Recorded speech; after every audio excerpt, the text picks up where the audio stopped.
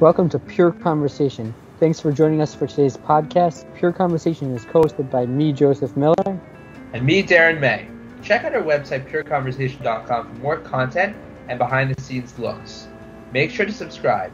Rate us wherever you listen to podcasts 5 stars, or don't rate us at all. Really appreciate the listen.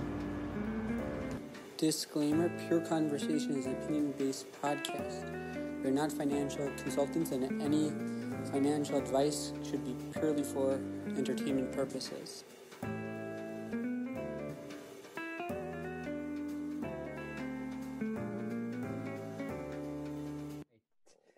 So this week we are joined by Rabbi David Samson on the podcast. Rabbi David Samson is a personal rabbi of mine, and he's been a teacher and pulpit rabbi. He's the founder of the Arutz Sheva English Division. He is the current dean of YTA in Israel. He has been deemed the educational entrepreneur, starting many schools internationally. Most recently, he has started the Lone Star Academy, a group of language schools, and the King Solomon Academy.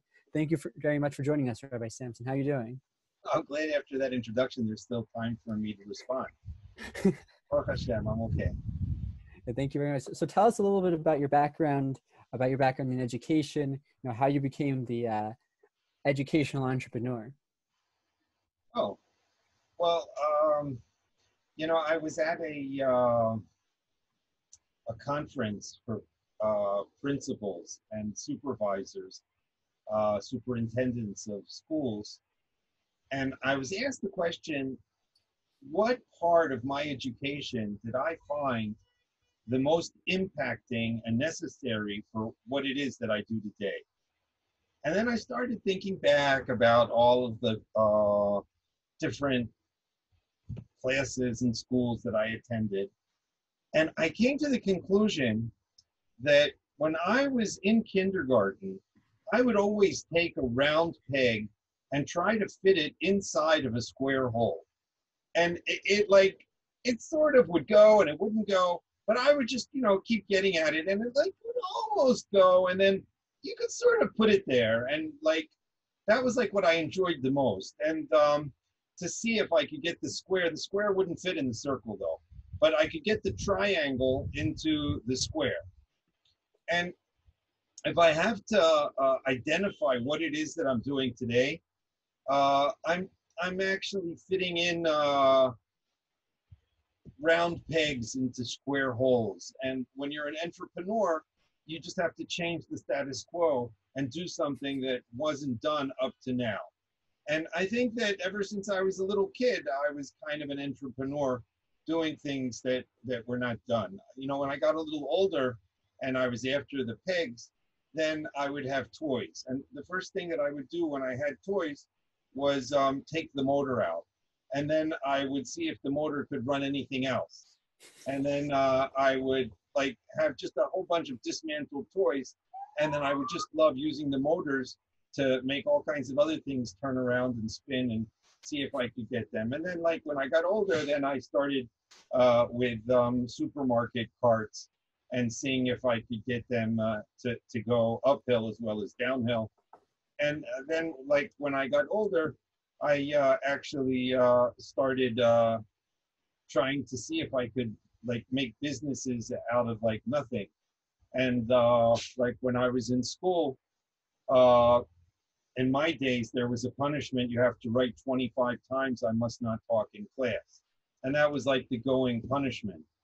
And I would simply spend most of the classes writing up, I must not talk in class, and then sell them for 10 cents a page to all of the people that needed them. Once actually a teacher gave me 25 times and I just walked up and gave it to him on the spot. He got really angry and he said 100 times. And then I gave him 4 pages and he said 100 times. And I had 500, but I saw where it was going and I said, all right, I'll just give it to him tomorrow. And, 10 cents a page, that's a hit at 50 cents, losing 40 cents, losing all of those pages. So anyway, and then when I got older, I decided that I would do other things. And I came to Israel and started learning. And I was always looking for things that were not taken care of. And I'll tell you a story that's not with me. I wish it was with me, but the fact that I remember the story, I guess, has some kind of meaning that it impacted me. This is a story about, I don't know if I should say her name because her father is like a famous rabbi, and then she might be embarrassed when this thing becomes viral. So I'm not going to say her name, but she was a girl, and she went to kindergarten, and they told the parents in kindergarten that they were very worried about the girl because all of her pictures are using only black. She doesn't use any of the other colors, and she's using only black. And the girl was like a fine, well-adjusted girl, no issues at home. That was like very surprising. So the parents talked to the girl, and they said, how come all of your pictures are with black? And the girl answered, well, all of my pictures are with black because I see that all of the other kids in the kindergarten are using all of the other colors, and the black is just left alone in the box. And I felt bad for the black. So I decided that I'll take the black. You know, I think that's like a really politically correct story to tell in these times. And anyway, I also saw the same kind of thing, that there are always kids that fall between the cracks. And they're kids that just nobody deals with. And the way things are, if there isn't somebody who's going to pick up the black crayon, it's just going to stay in the box until rigor mortis sets in. And you need someone to redeem these black crayons. And that's kind of what was behind my idea of making different kinds of schools that didn't exist. Going back to this whole idea of entrepreneurialism, why schools specifically? Why did you get into that? Okay, well, I'll tell you. First of all, it's a very logical development, because what happened was I came to Israel and I started studying in yeshiva. Originally, I thought I would only stay in yeshiva for 1 year just to get away from my high school in America, and it would be an excuse to have a senior year in Israel instead of a senior year in Baltimore. But then I actually got involved in serious study, and 1 year led to another and another until I spent 13 years in yeshiva. And then, like, your plans of becoming a marine ecologist or biologist when you're already like 30 years old look different. You say, all right, now I've finished that 1 year in the gap year. Now I'm 30. What should I do now? And then people start asking you, and they say, well, maybe you'd like to teach. And it's just right there. And you have like a job, and someone's offering you a salary, you're married, and the kids, they don't care. They just keep eating 3 meals a day, whether or not you work or not. And you figure, oh, well, instead of just becoming a marine ecologist now and spending the next 5 years destitute, maybe it's better to become a teacher.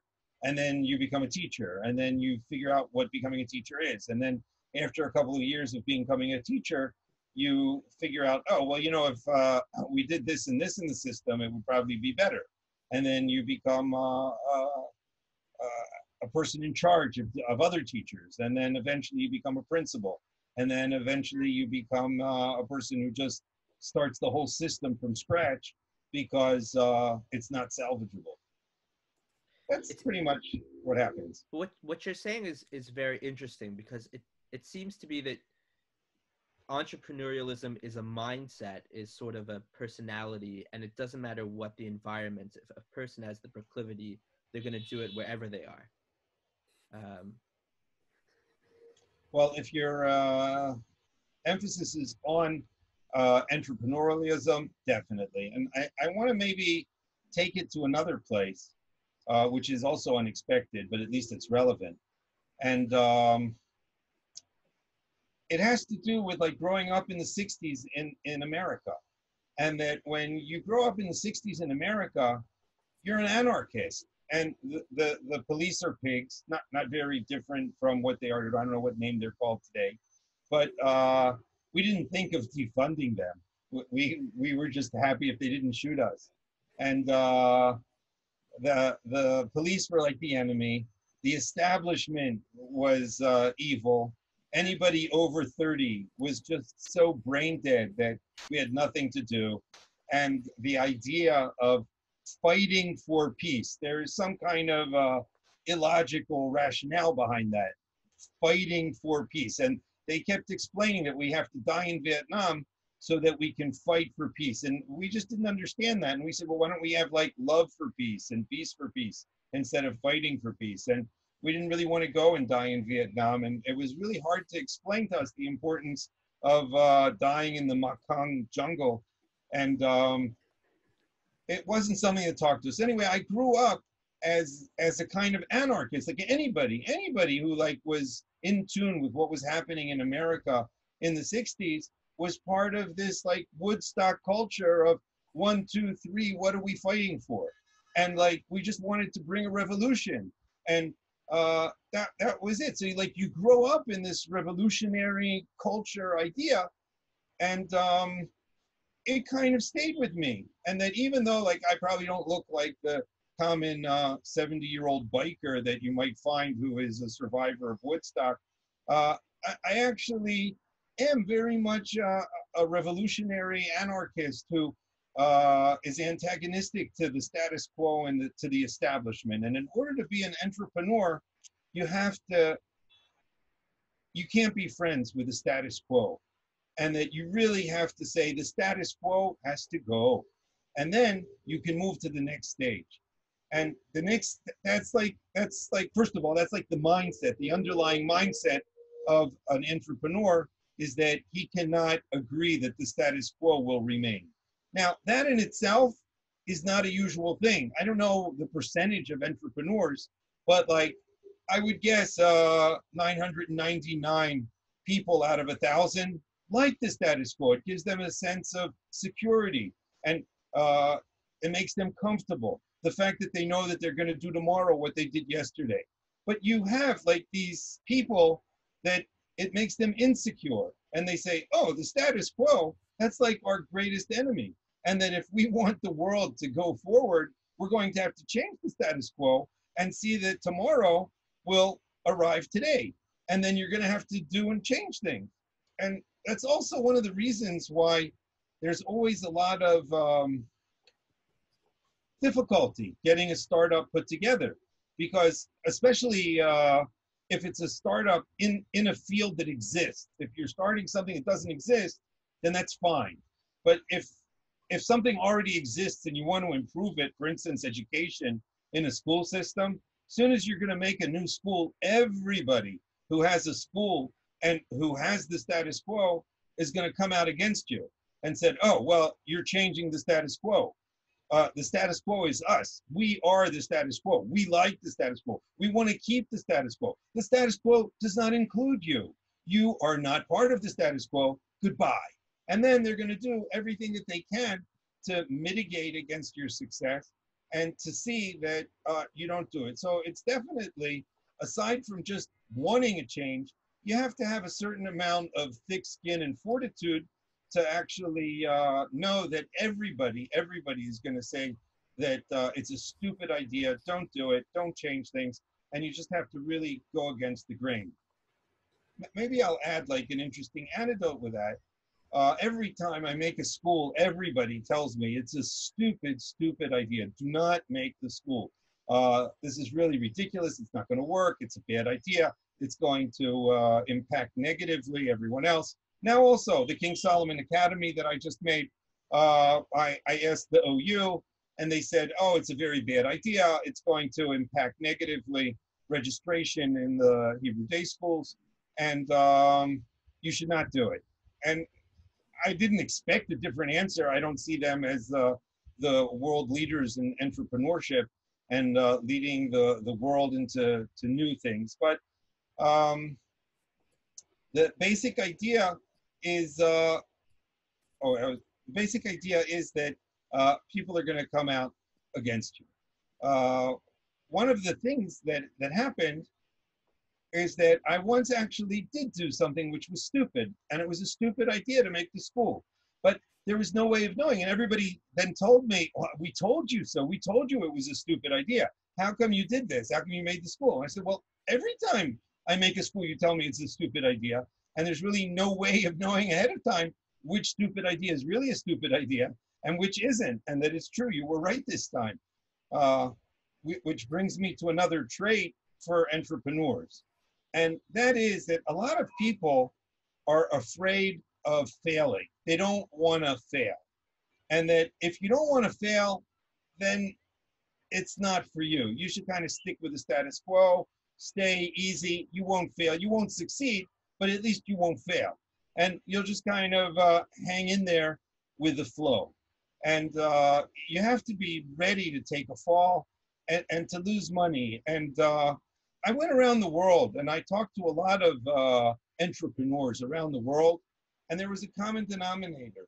The common denominator was that they all went bankrupt, or they lost money, or they just flopped and just didn't do anything. And I'll tell you an anecdote that after one of my schools that I made, it didn't flop, but it was just so far from what I wanted to do that I was disillusioned. So I went to one of my funders, a person that helps me with money, and he has like a giant multi-million dollar business.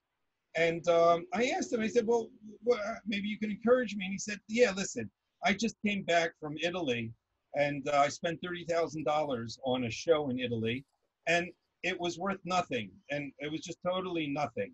And then my staff all, said, well, we told you it was worth this. We told you it was a bad idea. How come we just did this?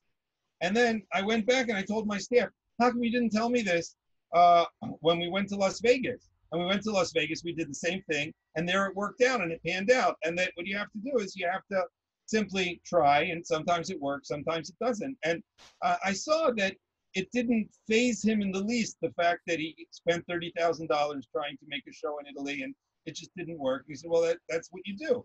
You try. And he said, you know what? If I wouldn't have tried and I wouldn't have gone to Italy to try to do this show, then I would have really felt bad that I'm a wimp and that I don't know how to do business. But the fact that I went and I did it, then I feel good about myself. So it's the same thing with schools, that you have to be willing to dare, you have to be willing to fail, and you have to be willing to work hard to change the status quo from something that doesn't exist to something that does. Can you speak a little bit towards the fact you mentioned, you mentioned a lot, but one of the points, the 2 points you stressed on, was one that in terms of being an educator and you're seeing the black crayon, seeing kids, I guess, fall through the cracks, and being someone who questioned the status quo, how do you see the cracks of the current education system, and what are you trying to fix when you do that?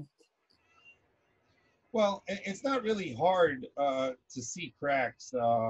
When you see kids that are not in school, then it's not hard to deduce that there's something wrong with the system, and that there's a lack of compatibility between the school system and the kids. And it's not something that you need a microscope to deduce or understand. There are different kinds and different levels of, in Israel, they're called noshrim, dropouts. The simple one is someone who's simply a dropout, and he's just out of it, he tuned out, and he's on the streets, he's doing something else. There's another kind of dropout that is not on the street, he's in school. But even though he's in school, he's dropped out. I went to the supervisor of schools in Tel Aviv, and I said that I wanted to make a school there to help the dropouts. And she told me, oh, well, in Tel Aviv, we don't have any dropouts. Everyone is happy. And sometimes the school systems can live in some kind of an illusion that everyone is fine because these kids that are either on the streets or maybe vegetating in school are actually listed on her list. And she says, well, look, this is the list of 18-year-olds, and this is the list of kids in the school. They're identical. Nobody's missing. It's fine. And she just was never on the street and has no idea that there really are human being dropouts on the streets. Another kind of dropout is a dropout that is a really tricky dropout because they are in school and they're engaged in studying. And this is something that I've seen in yeshiva high schools. and in ulpanot, that they have kids that are actually registered in the school, 100% attendance, and they're straight A students. They're getting good grades. You say, well, that's not a dropout. Why is he a dropout? They're dropouts because educationally, they will receive nothing from the school. They don't agree in any way to accept anything from the school. And that religiously, educationally, they have like a completely different set of values. Their values are usually predicated on the pop culture of Western civilization. And whatever their rabbi is telling them is just meaningless. And they know how to say the words, oh, of course, rabbi. And that they even attend services. You know, I'll tell you something interesting. I went to see the best schools in the world. One of the best schools in the world is considered Westminster Abbey in London.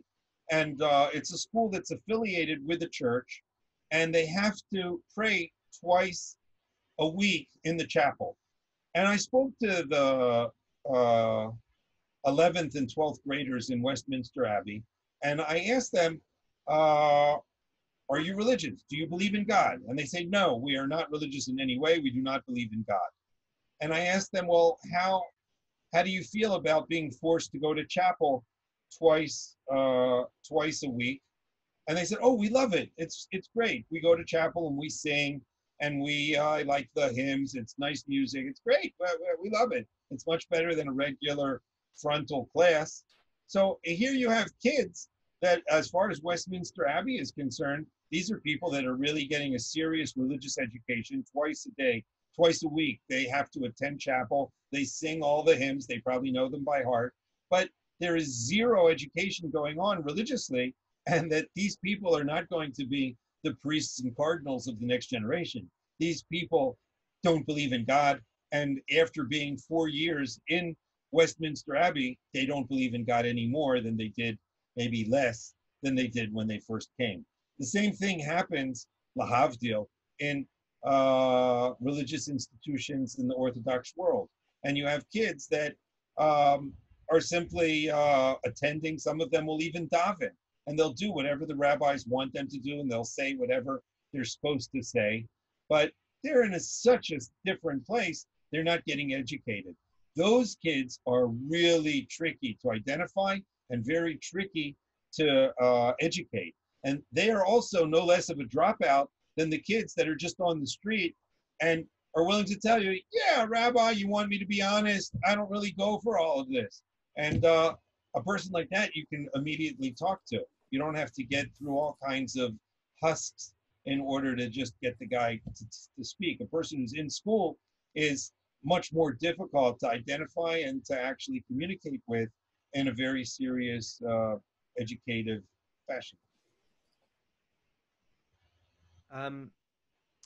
You hit on a very interesting point earlier about how it's sometimes harder to bring innovation in an industry that already exists as opposed to an industry that you're creating from scratch. I know Thomas Sowell just came out with a new book in America called Charter Schools and Their Enemies, where he talks about how, like in New York, you can have a charter school that's literally within the same public school, and in the charter school, almost every kid, and these are in very impoverished neighborhoods in New York City, almost every kid is in the charter school, and they're from the same families. The charter school kid is just excelling. Almost everyone is superior. And in the school in the exact same building, which is the public school, almost every kid is failing. It just seems like in education, there's so much inertia in a certain direction. It's such an established vertical. Like, how do you go against that? How do you go against the flow? You know, it's so much against you. So I want to tell you something that I learned from a very good friend of mine. I'll say his name. His name is David, and he's the one who's who's like renovating Ir David, the city of David, which is near the Western Wall of Kotel. And I asked him what he does when he reaches an impasse, like how he goes about navigating difficult situations. Sometimes sometimes you have challenges that are like just insurpassable. What do you do? I mean, I didn't really talk a lot about the King Solomon Academy, but it sounds like, oh, great, we have an academy. I mean, just to tell you a secret, we're now 2 weeks before the beginning of the school year. And I have a school, I have a faculty, I have a curriculum, I have everything really. The only thing I'm missing is students. I have 0 registration 2 weeks before the beginning of the school year, which seems like an insurmountable challenge, but I'm actually very optimistic that 2 weeks from now, it'll be very different. And you say, well, what do you do? What do you do when you have these like ridiculous challenges that everyone is against you and there's just no way you can't get a license? What do you do? So he told me that what he does is he sits alone with himself and he finds that place in his heart where he realizes the idealistic importance of what it is that he's doing.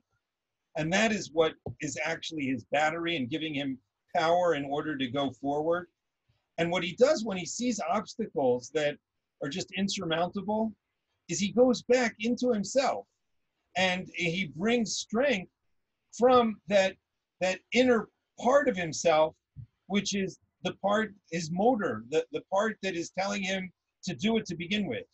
And then after revisiting his original vision and his original passion, he goes out, charges again, and attacks the obstacle. And then suddenly the obstacle is no longer this formidable, insurpassable, it's like a little cute little thing that you just kind of jump and hop over because you have such a increased passion, fortitude, and vision that nothing is going to stand in your way.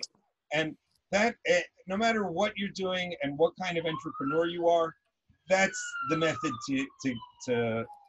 that's the method, that you have to draw power from yourself. And the more power that you're able to draw from your sense of self, the more you're able to negotiate greater and greater obstacles. Tell us a little bit more about the King Solomon Academy. You know, who it's for, what the purpose is. The King Solomon Academy also is born in wake of the COVID virus, and all of the school system has just changed. I was just today at a brick and mortar school in Israel, Nativ Meir of Bnei Akiva, YTA, another school that I established, and we still don't know. Officially, the Ministry of Education said that on the 1st of September, we're opening for a full week for 18 students in a class. I don't believe that's going to happen. And I think that we'll have some variation of what happened up to now, and classes will be on Zoom. As a result, I think that the entire education, institutes of education are going to go through a paradigm change. I'm trying to just read what's happening, and I created it primarily for 3 different types of students. The first are people whose parents simply do not have jobs anymore, and they can't afford Jewish education. Jewish education takes such a giant part of the family cake that if one of the members of the family has lost their job, even if the husband still has his big job and the wife loses her little job, or vice versa, it just doesn't work and they won't be able to send their kids. And today there is a noticed reduction in registration in the Hebrew day schools across the United States from families that simply cannot pay tuition and are not interested in receiving scholarships, even though all of the foundations across the United States have really stepped in to help they're not interested in receiving help, and they just want to remain self-sufficient, and they're going to send their kids to public school. The reason why is because even their regular school is just Zoom. And they figure, well, if it's Zoom, it's not going to be a mixed community. They're just going to be on the screen. So it really doesn't matter where they are, like who the teacher is, if they see a real flesh and blood teacher, or they just see a virtual teacher on the screen. And saving $20,000, $30,000, I can, hire the best rabbi for that amount. And many people are leaving. So first of all, I want to cater to that group that are in public school, and they want a Jewish education. The second group that I wanted to help are people that live in a community that has an elementary school and doesn't have a junior high and a high school. And we identified 61 communities, many of them on the East Coast, that have this situation, that they have a junior high and they have an elementary, they don't have a junior high. And kids that live in this community simply don't have an option of going to a brick and mortar institution in their neighborhood, in their city. And this way, offering an online after-school program, we can cater to these students as well. Another group of students that simply are interested, according to a Pew survey that was done at the beginning of the COVID virus, they found that there is a heightened interest in religiosity amongst the United States people. And that with Protestants and Catholics, it goes up to like 50% more interest. Did they say about the Jewish community? And with Jewish people, it also went up, but not 50%, it went up 7%. But it's interesting, I don't know exactly why. Chazal say that Hagoyim kalei tshuvahen, that non-Jews are able to turn from non-religious to religious much easier than Jews. And that we have been called by God a stiff-necked people, because if we go in one direction, we don't easily change. So when the Protestants and Christians are going to reach a 50% benchmark, we're going to be able to get to 7%. But I want to cater to those 7%. There is a heightened interest. There's a heightened interest in religiosity. A lot of people that have never been interested in Jewish identity, Jewish education are now interested. So those are the three main groups that I wanted to cater to, that in wake of the COVID virus have simply begun. Together with that, using online education has become very fashionable. And I saw in the last few months at YTA and in my evening schools that it just simply works. And it actually worked better than having the brick and mortar schools, because at least the kids in my school, they're like phone crazy. And like once I appear in their phone, they say, oh, the rabbi really exists. He's in my phone. He's like a serious thing to deal with. And then all of a sudden they're willing to relate to me, as opposed to someone who's just bothering them and not allowing them to use their phones during my class. I was wondering, you talked about the price of education. My friend and I last week, we were trying to calculate, and we figured that going to college, we could have afforded one-on-one sessions with all of our professors for the amount of hours they taught us for less than we were actually paying the university, these tenured doctorates and this and that. So like, why is education so expensive? And are you addressing that at all with the Lone Star Academy? Well, first of all, I'm addressing it with the King Solomon Academy, and that my goal is to offer affordable education to the kids. First of all, the Lone Star Academy is free. It's a charter school. The state of Texas is funding the bill. Anybody who wants to go can go, and it's simply free. I don't necessarily recommend going unless you happen to want to learn language in Plano, but that's a different thing. But going back to the King Solomon Academy, the King Solomon Academy it has online teachers. I have really a very good high-level faculty. I have people that are internationally renowned speakers. But because it's Zoom, they're willing to teach. They don't have to leave their house. It's late at night here in Israel when it's 3:30 to 4:30 Eastern Standard Time in New York. And I was able to put together a very good staff. And the cost for a year is $1,000. So if you're going to compare that with 20 or 30, yeah, it's definitely a completely different ballgame. And families that just can't afford that kind of money, 1,000, it comes to like $100 a month. I don't know, it's not a lot more than their Netflix bill.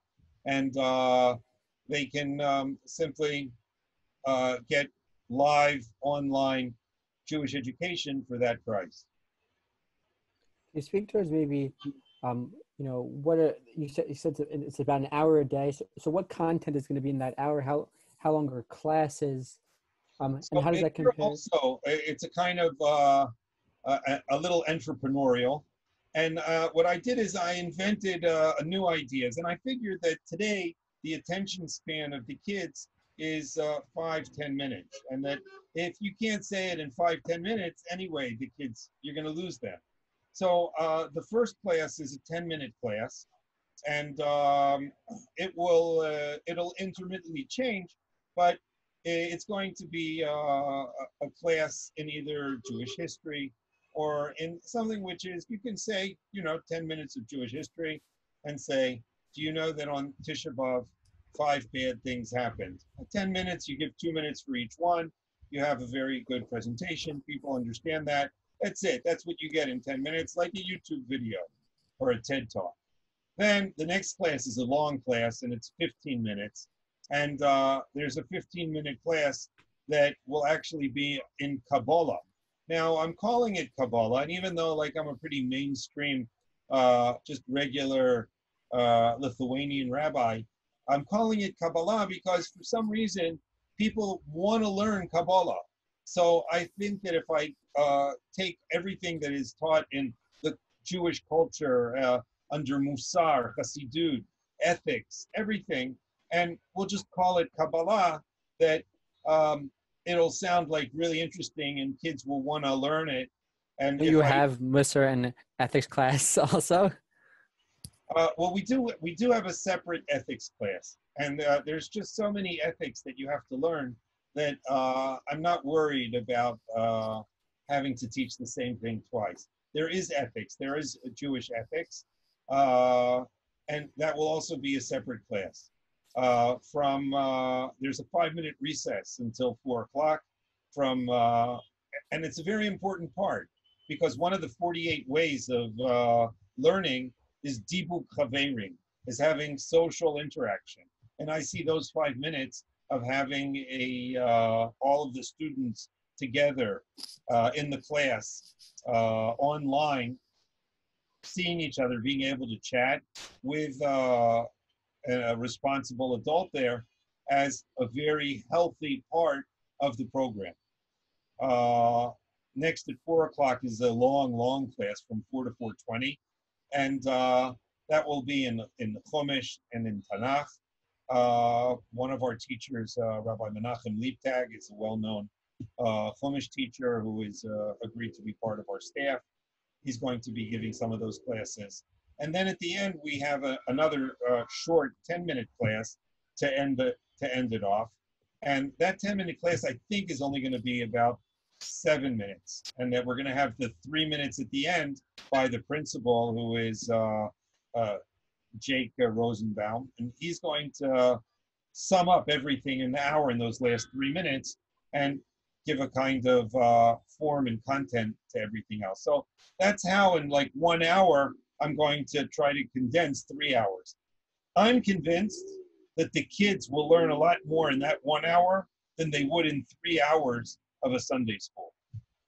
What would you say to maybe someone who sees this a bit more cynically and says, well, the kids are going to come to each class a couple minutes late, and because it's only a few minutes each class, it's going to cut, each class into 2/3 of a class. I mean, it's going to be 7 minutes of a class. And in terms of your point about recess, how do you know the kids are going to talk to each other during recess and not just, go on their phone? Well, first of all, we don't know anything, and that's part of entrepreneurship, is that you try to estimate and make like a best appraisal of what you think is going to happen. And there's a lot of stabbing in the dark also when you're going to do something that's never been done. Uh, to the best of my knowledge, this schedule of trying to put uh, 4 different classes in different amounts of time into 1 hour slot has never been done. And that to have a school that's predicated on TED Talks, I don't know if it's been done. And how it's going to work will be a lot smarter 1 year from now. It seems to me that it's going to be more effective based on how many hits TED Talks have and how many hits these long-winded rabbis get. And that if you go onto the internet, you can see that some of them have 10 hits, some of them don't even have that many. And usually a TED Talk will go into, it'll have that little K next to it, and you'll see that thousands of people are willing to listen if it's concise. The next part, when you talked about recess, I don't know how recess is going to be. I assume that people are social animals, and because of COVID, they're even more interested, especially if they're from a small town and they've never seen a Jew before. They'll be really happy to communicate with other people their same age who are going through a similar educational process, and I'm actually very, very hopeful. I'm worried about the other side of things. How do I convince them after 5 minutes to stop and come back to class? Yeah, that is a good point as well. Can you also tell us maybe a little bit about your other, current project, the Lone Star Academy, maybe how that started? Are you planning on doing anything with it going forward? Well, the Lone Star Academy was an interesting plan. When I created it, my basic goal was to get Jews that are not affiliated with Judaism more affiliated, and that most of the Jews in the United States are not affiliated. For instance, in Dallas, Texas, where I made the school, 80% of the Jewish people had nothing to do with the Jewish community. Now, when I say Jewish community, I'm not talking about the Orthodox Jewish community. I mean, they wouldn't even go into a store once a year to buy Judaica. Nothing means nothing. And that means they're outside of the Orthodox community, outside of the conservative community, outside of the Reform, Reconstructionist, the Kabbalah Center. They have nothing to do with anything. And they are totally unaffiliated. Unaffiliated means unaffiliated. Now, in Plano, Texas, or in Dallas, Texas, there are 80,000 Jews. 20,000 of those Jews are affiliated in some way, either in the Orthodox, conservative, or Reform communities. That means 60,000, there's nothing there for them.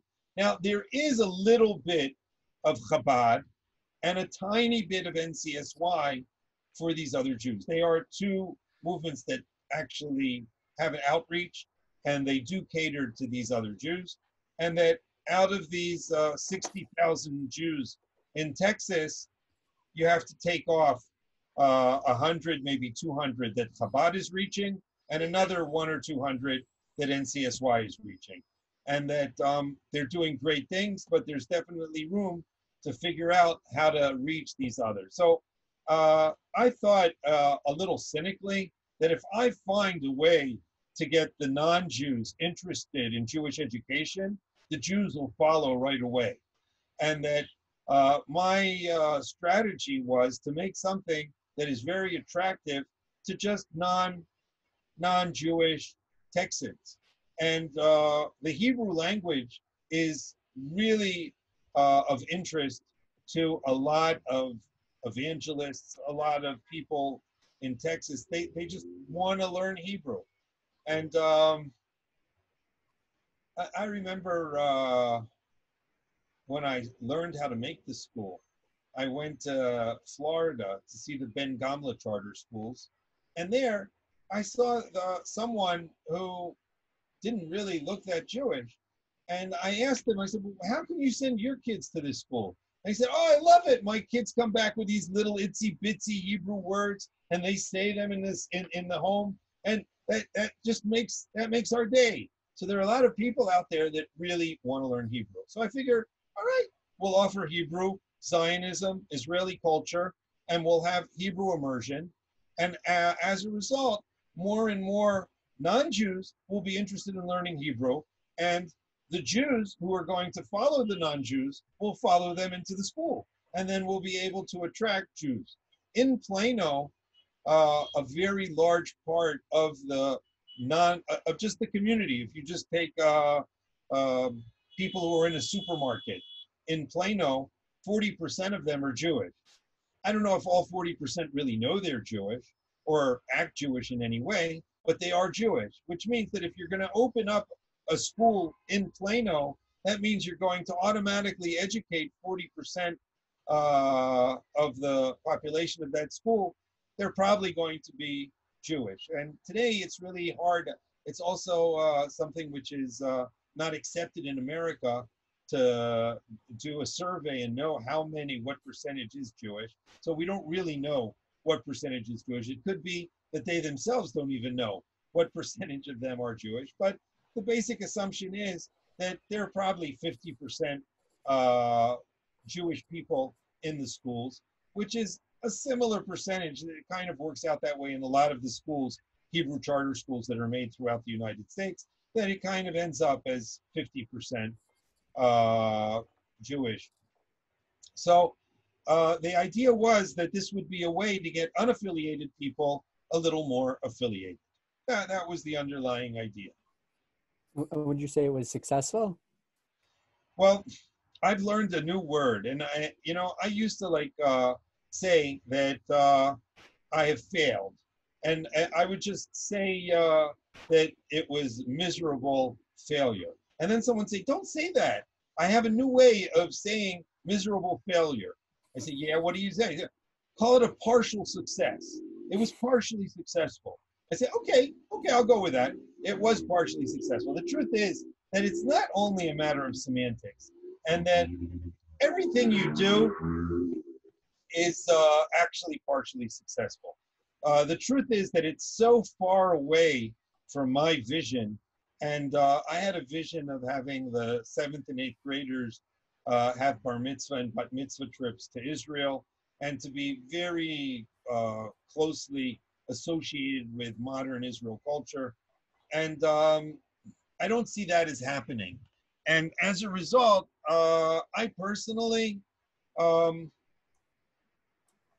still remain the dean, but I'm not involved in any way in the school. And I've kind of changed pace.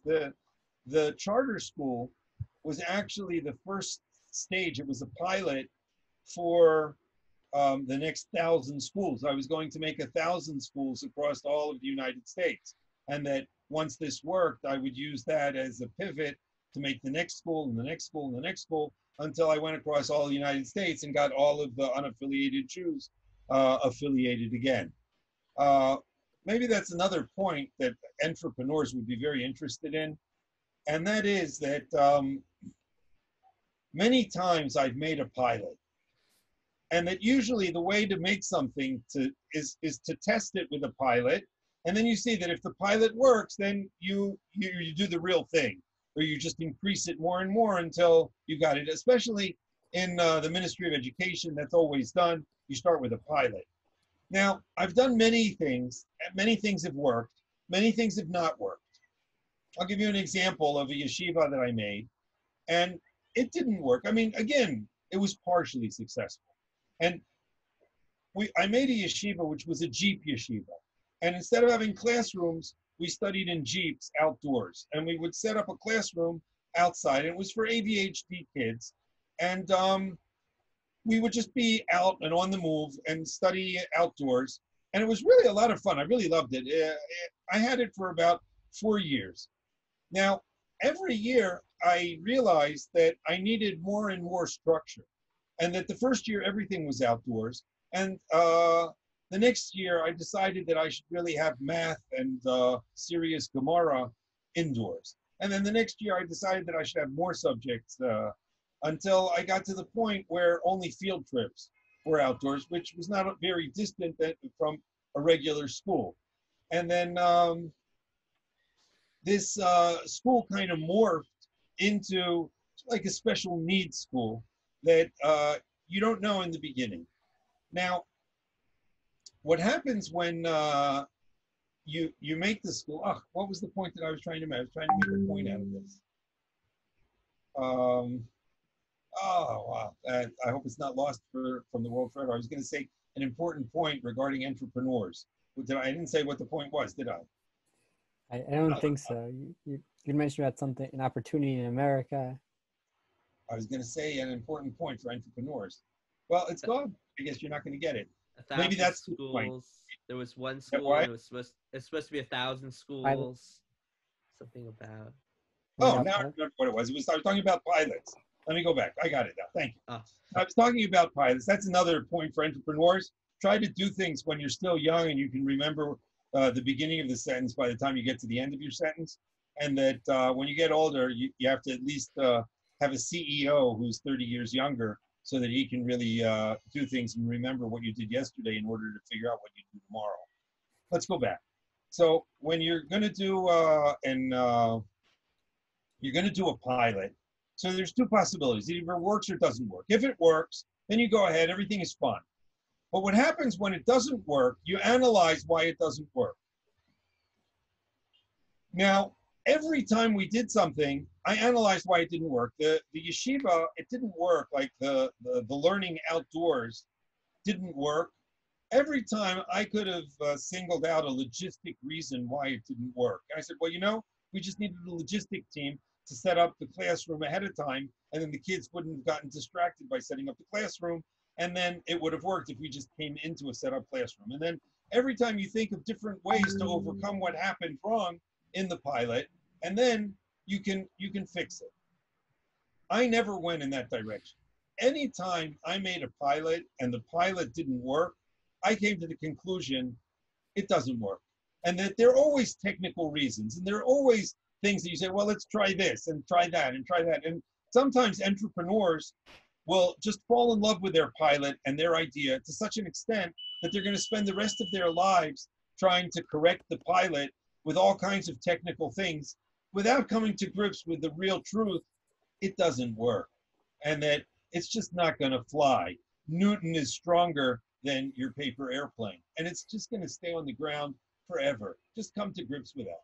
So it could be that I'm a little extreme when it comes to that, but anytime I make a pilot and the pilot doesn't work, even though I identify why it didn't work, and I say, well, there's this and this work. It's all technical. There's nothing essential. My idea of getting unaffiliated Jews affiliated, I think still works, and that theoretically it's still a good idea. But I think that one of the main components was that unaffiliated Jews want to remain unaffiliated.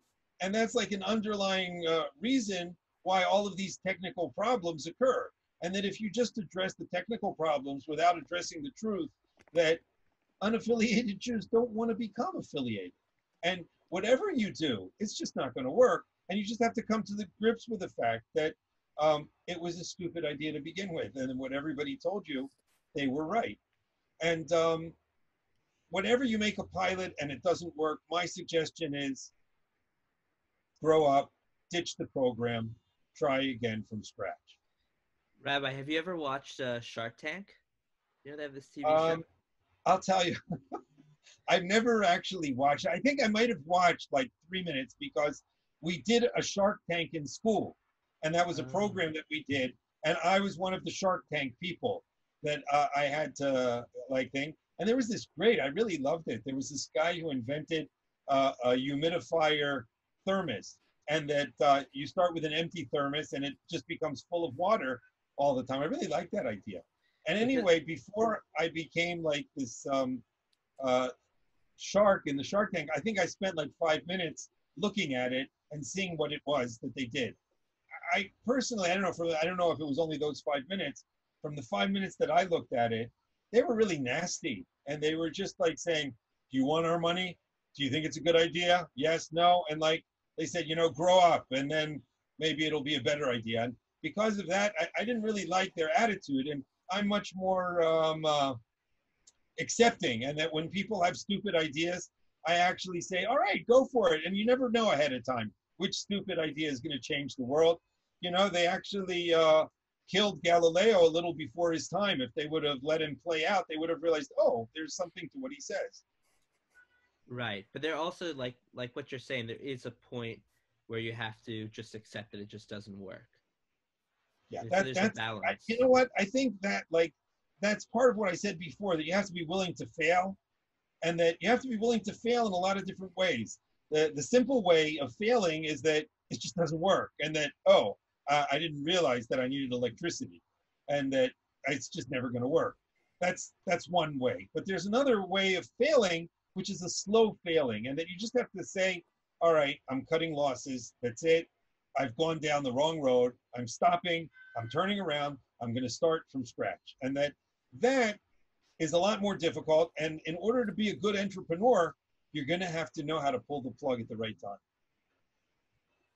Okay. And do you have any other points you wanted to share, maybe about the King Solomon Academy, maybe how to contact you if people are interested? Yeah, you can just call me on my phone.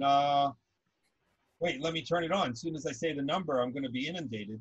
So it's 972, and don't get confused with Israel 972. It's a number that I got for the Lone Star Academy. Dallas is 972.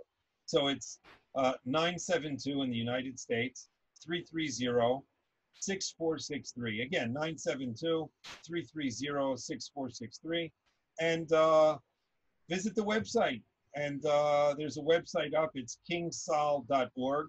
Again, King, K-I-N-G, S-O-L.org.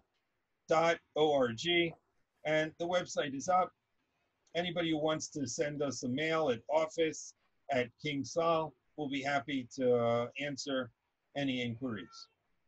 At any point you just want to share that we didn't get to mention about the King Solomon Academy? Asking a dean of an academy to speak about his academy is like asking a grandmother, is there anything you want to tell us about your grandchildren that you haven't told us yet?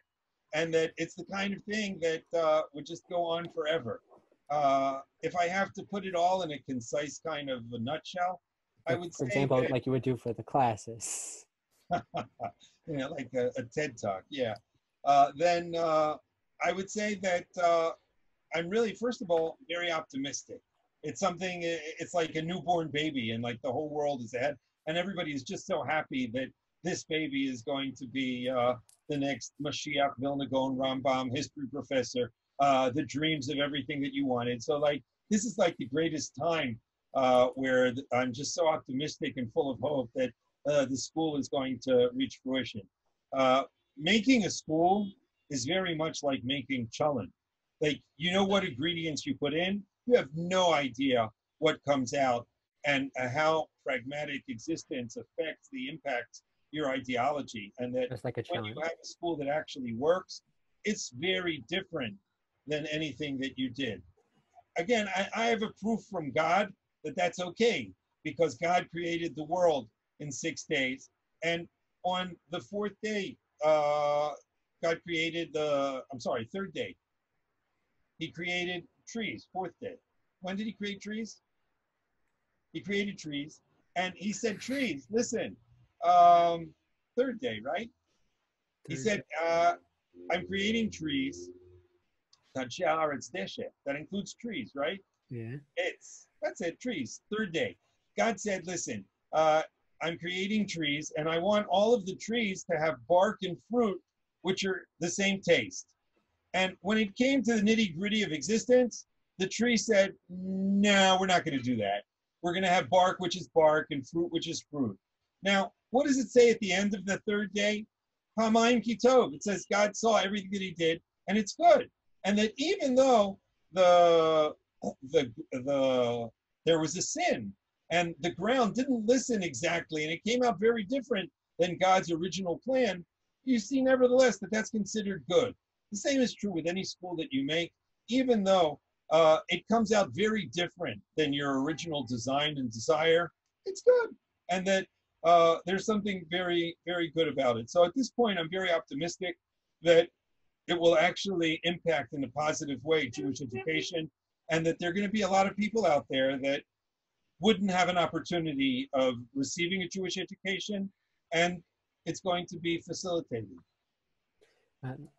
We hope to hear back soon about some big things. Maybe we'll try to update our listeners. After in 2 weeks when school starts, how many people signed up. So thank you very much for joining us. I learned a lot about entrepreneurship and a lot of your very interesting ventures. But thank you so much for joining us. We really appreciate that. Oh, well, it was always a pleasure being able to schmooze about what I enjoy most. Thanks a lot. Very good. All the best. Thank you for listening. A little about us. I'm your co-host Darren May, and I'm a marketing professional. I'm the head of marketing automation at National Positions, one of the top digital marketing agencies in the world. I love anything to do with marketing and business. And I'm your co-host, Joseph Miller. I'm an avid follower of the financial markets, and I have a degree in finance. I'm also the founder and CEO of international e-commerce conglomerate Without a P Enterprise. We are unapologetically Without a P since 2018. Make sure to like and subscribe and check out our website, pureconversation.com.